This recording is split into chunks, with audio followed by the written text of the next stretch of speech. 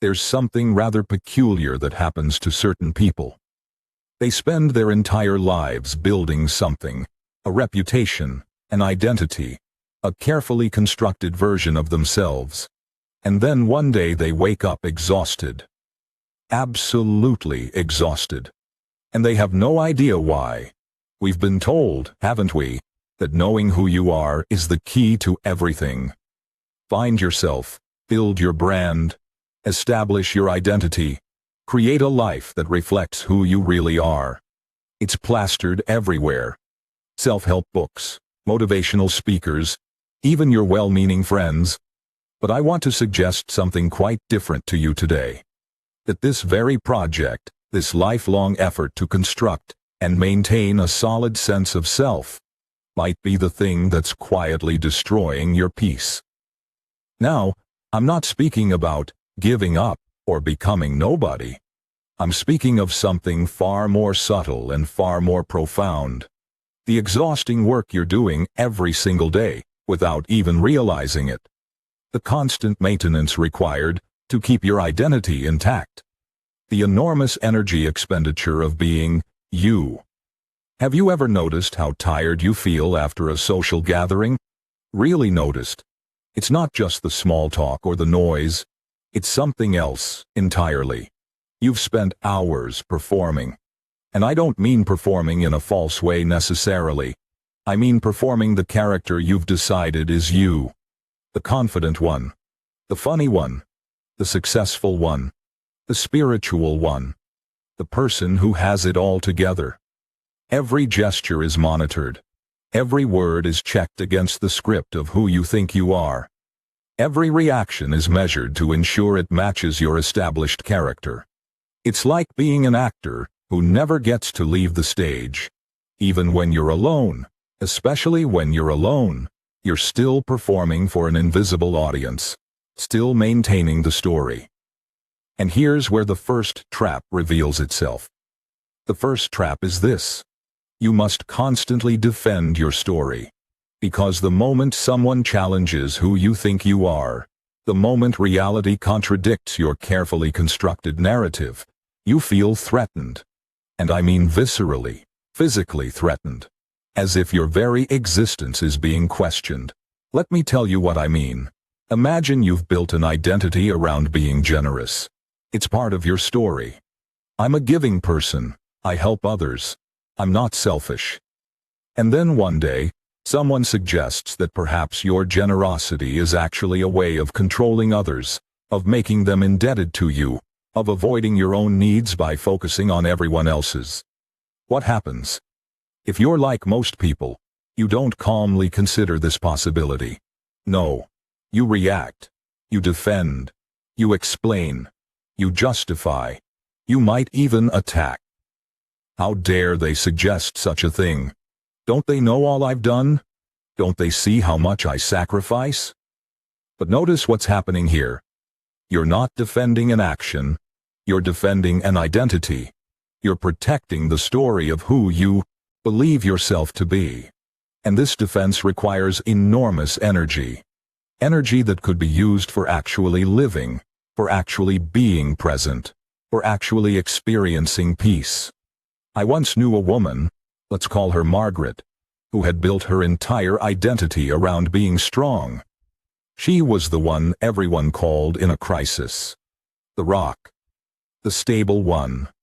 Never broke down, never showed weakness, never asked for help. And this identity served her well, or so it seemed, until the day her husband died suddenly. And you know what happened? She couldn't grieve. She literally could not allow herself to grieve because grieving would contradict her story. Strong people don't fall apart. Strong people hold it together. Strong people support others. So there she was, absolutely devastated inside, but unable to express it, because doing so would destroy the identity she'd spent 50 years constructing. The exhaustion nearly killed her. The energy required to maintain that story, while her entire being was screaming to collapse. It was staggering. And when she finally did break down, when she finally let the story go, you know what she said? I feel like I can breathe for the first time in decades. This brings us to the second trap, and it's related to the first but somehow even more insidious. The second trap is the need to be right. Not occasionally right about specific things, but fundamentally right about who you are and how the world works. Your opinions must be correct. Your perspective must be valid. Your interpretation must stand. Because here's what you've probably never considered. When you have a fixed identity, when you've decided who you are, you also fix your relationship to reality. You create a framework through which everything must be filtered. And anything that doesn't fit the framework must be rejected, explained away, or distorted until it does fit. Think of it this way. If you've decided you're a victim of circumstances, then everything that happens to you must confirm this. Success becomes luck. Failure becomes proof. Other people's kindness becomes pity. Their criticism becomes persecution. The entire universe must be reorganized to fit your story. Or perhaps you've decided you're enlightened, spiritually advanced, or conscious than others. Now every experience must confirm this too. You can't simply be angry. No, you're processing shadow material. You can't be wrong. You're exploring different perspectives. You can't fail. You're learning lessons the universe is teaching you. Do you see the trap? You've imprisoned yourself in your own narrative. And maintaining this narrative, defending it against reality's constant contradictions, is absolutely exhausting. The third trap is even more subtle, and this is where things get really interesting. The third trap is comparison. And I don't just mean comparing yourself to others, though that's certainly part of it. I mean the very act of creating and maintaining a separate self requires constant comparison. You cannot know who you are without constantly measuring yourself against what you are not. You're the smart one, which means you must constantly notice who's not as smart. You're the spiritual one, which means you must constantly observe who's less evolved. You're the successful one, which means you must perpetually measure yourself against those with less success. Even if you think you're the humble one, you're comparing yourself to the proud ones. This creates a peculiar kind of suffering, because you're never just experiencing life. You're always positioning yourself within it. Every moment becomes a referendum on your identity. Am I still the successful one? Am I still the spiritual one? Am I still the good one? I remember years ago attending a meditation retreat, and there was a man there who'd been meditating for 20 years. 20 years. And he made sure everyone knew it. In every conversation somehow, his experience would come up. His advanced practice. His deep insights. His superior technique. And you know what I noticed? He was the most anxious person there. Absolutely riddled with anxiety. Because every moment of every day he was comparing himself to others, measuring whether his 20 years was showing, whether people recognized his advancement, whether his identity as serious practitioner was being properly acknowledged. He couldn't just sit. He couldn't just breathe. He couldn't just be. Because being would mean letting go of the identity he'd spent 2 decades constructing. And that was unthinkable. Now here's where it gets interesting, because we're approaching the heart of something. The fourth trap is what I call the validation addiction. And this might be the most devastating of all, because it's so normalized, so accepted, so built into how we think life should work. You see, when you have a constructed identity, when you've decided who you are, you need constant confirmation that this identity is real. You need other people to see you as you see yourself. You need reality to validate your story. You need proof that you exist in the way you think you exist, so you become addicted to external validation. Not because you're weak or insecure necessarily, but because a constructed identity has no inherent reality. It's like a movie projection that requires a constant source of light. The moment the projector turns off, the image disappears. This is why criticism hurts so much. Why rejection feels like death.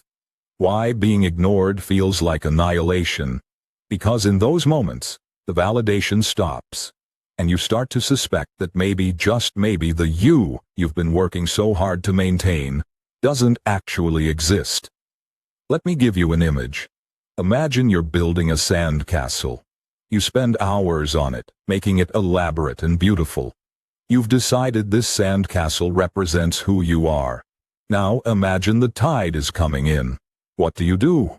If you're attached to the sand castle, if your identity depends on it, you'll spend all your energy trying to hold back the ocean. You'll build walls. You'll dig trenches.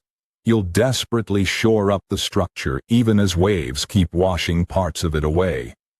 You'll recruit others to help you. You'll get angry at the ocean for not respecting your creation. Exhausting, isn't it? And ultimately, futile. But here's what nobody tells you, and this is the fifth trap. The fifth trap is resisting what is. And I mean this in a very specific way. Not resisting circumstances or situations, but resisting the flow of life itself, because it threatens your identity. You've decided you're a calm person. Then something happens that makes you angry. But you can't be angry because calm people aren't angry. So you resist the anger. You push it down. You explain it away. You spiritualize it. I'm not angry. I'm just passionately expressing myself. And this resistance, this denial of what's actually happening in favor of maintaining your story, this steals your peace, moment by moment. Or you've decided you're independent. You don't need anyone.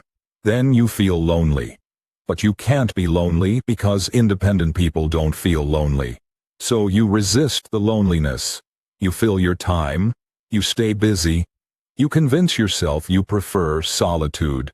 And the resistance exhausts you. Or you've decided you're healed, past all that old trauma. Then something triggers you and suddenly you're back in the pain. But you can't be in pain because healed people don't get triggered. So you resist the trigger. You analyze it. You try to transcend it. You judge yourself for having it. And the resistance compounds the suffering. Do you see the pattern? The identity you've constructed becomes a prison. Reality keeps showing you something, but you can't accept it because it contradicts who you think you are. And the constant battle between reality and identity, this is what steals your peace. I want to be very clear about something. I'm not suggesting you shouldn't have preferences or boundaries or values. I'm not proposing some kind of passive acceptance of everything. What I'm suggesting is that most of your suffering comes not from what's happening, but from the fact that what's happening threatens the story of who you think you are.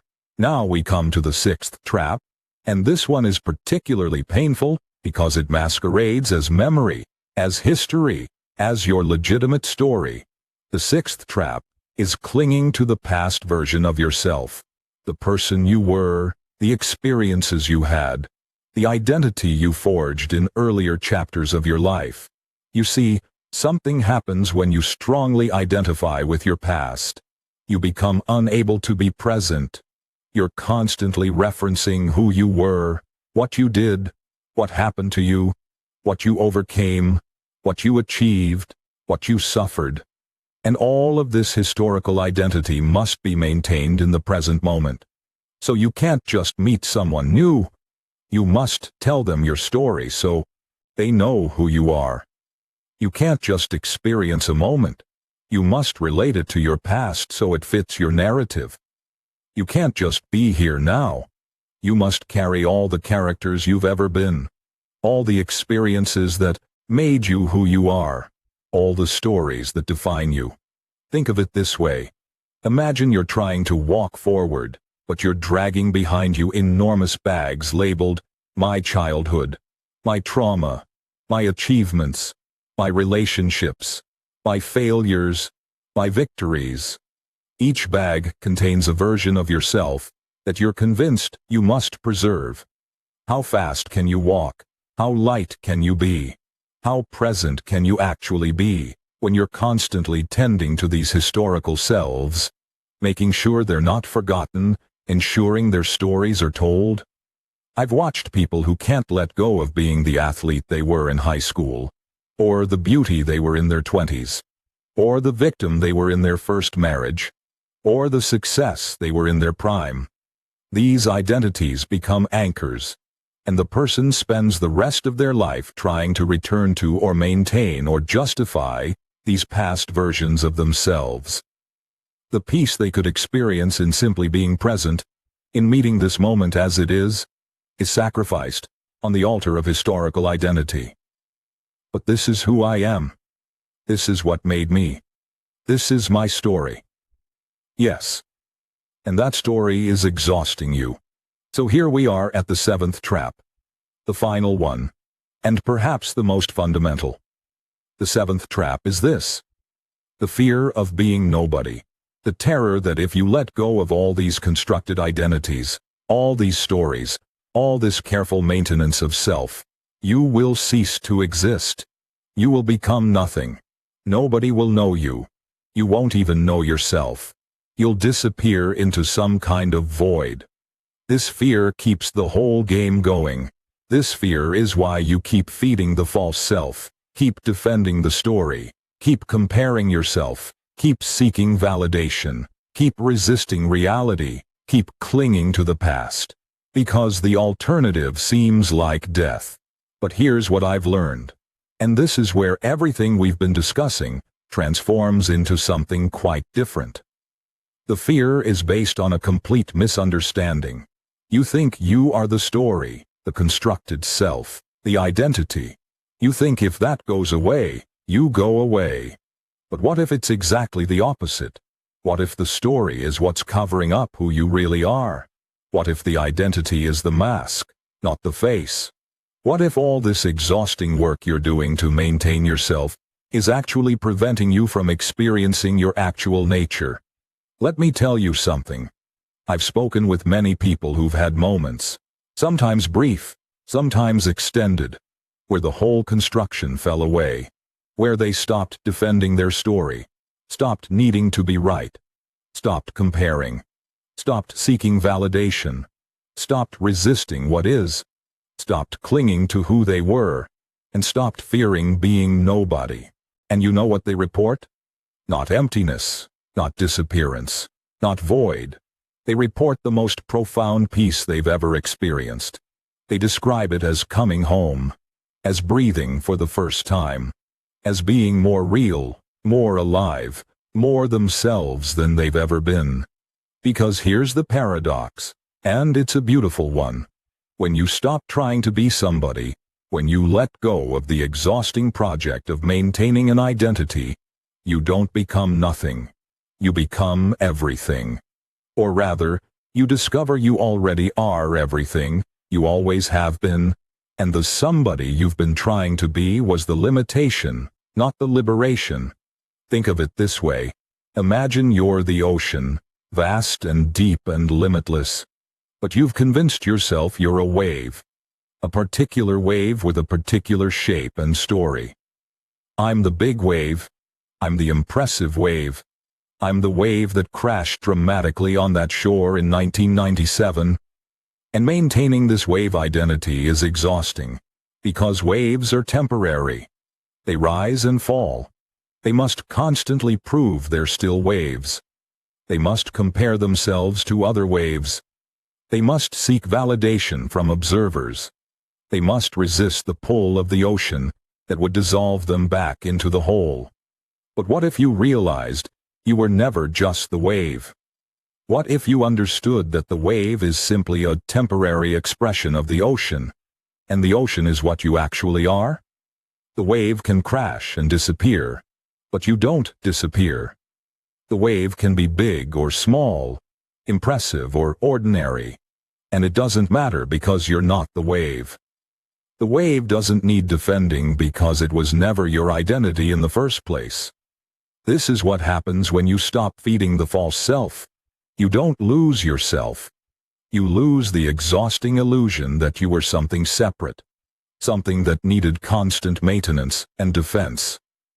Now, you might be thinking, well, this all sounds rather abstract. What does this actually mean for my daily life? How do I live without identity? And here's what's fascinating. You don't live without identity in the functional sense. You still have a name, a personality, a history, preferences, characteristics. But you hold them lightly. You wear them like loose clothing instead of tight armor. When someone criticizes the you've been performing, you don't collapse, because you know that's not what you actually are. When reality contradicts your story, you don't panic because you're not attached to the story. When you fail at something, you don't die inside because you never believed your success defined you anyway. You become like water. You can take any shape without being attached to any shape. You can flow into any situation without needing it to validate who you are. You can be fully present without dragging your historical self along with you. I remember once sitting with a man who'd spent his entire life building a reputation as a brilliant intellectual. He could debate anyone, win any argument, display knowledge on virtually any topic. His identity was completely wrapped up in being the smartest person in the room. And then he had a stroke. Nothing severe, but it affected his verbal abilities. Suddenly, he couldn't access words the way he used to, couldn't debate the way he used to, couldn't perform intellectually the way he used to. He told me that for the first few months, he wanted to die. His entire identity had been destroyed. He felt he'd lost himself. But gradually, something remarkable happened. As the identity dissolved, as he could no longer maintain the character of brilliant intellectual, he discovered something underneath it. He discovered he could listen in a way he never had before. He could be present with people without constantly formulating his next clever response. He could experience moments without immediately analyzing and categorizing them. He described it as being reborn, as discovering who he actually was beneath all the performance. And the peace he found was staggering. Not because his life circumstances were better, they weren't, but because he'd stopped doing the exhausting work of being somebody particular. This is what I'm pointing to. The traps that steal your peace are not out there in the world. They're not in your circumstances or other people or your past. They're in the constant, exhausting work of constructing and maintaining a false self, defending your story, needing to be right, comparing yourself endlessly, seeking validation, resisting what is, clinging to who you were, fearing being nobody. These are the traps. And they're not traps set by someone else. They're traps you've set for yourself, usually without realizing it, usually with the best intentions. But here's the beautiful thing. The moment you see the traps, the moment you understand what's actually happening, they begin to lose their power. Not because you try to escape them or fix them or transcend them, but because you see through them. You realize that the self you've been working so hard to maintain is like a character in a dream. It seems real while you're dreaming. It feels absolutely essential. But when you wake up, you realize it was never what you actually are. And waking up doesn't require effort in the ordinary sense. It doesn't require years of practice or perfect behavior or special knowledge. It requires something much simpler and much more difficult. The willingness to let go. To let go of needing to be somebody particular. To let go of your story about yourself. To let go of being right. To let go of comparing and validating and resisting and clinging and fearing. Just let go. Now, I can hear the question forming in your mind. But if I let go of all that, who will I be? What will guide my choices? How will I know what to do? And here's the remarkable thing. When you're not busy being somebody, when you're not exhausting yourself maintaining an identity, something else can emerge.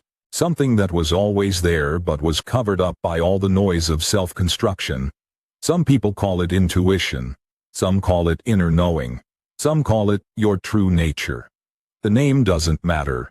What matters is that it's not something you create or construct or maintain. It's something you discover was already there, patiently waiting for you to stop all the doing so it could simply be. And this is where your peace lives. Not in successfully maintaining your identity. Not in getting everyone to see you correctly. Not in being right or validated or better than. But in the quiet space that opens up when you stop all that exhausting work. So here we are at the heart of it. The 7 traps that steal your peace are all variations of the same fundamental trap. Believing you are the story you tell about yourself, and then spending your life defending, maintaining, and trying to validate that story. But you are not the story. You never were. The story is something you picked up along the way, something you constructed, something you believed was necessary for survival. And it may have been necessary once.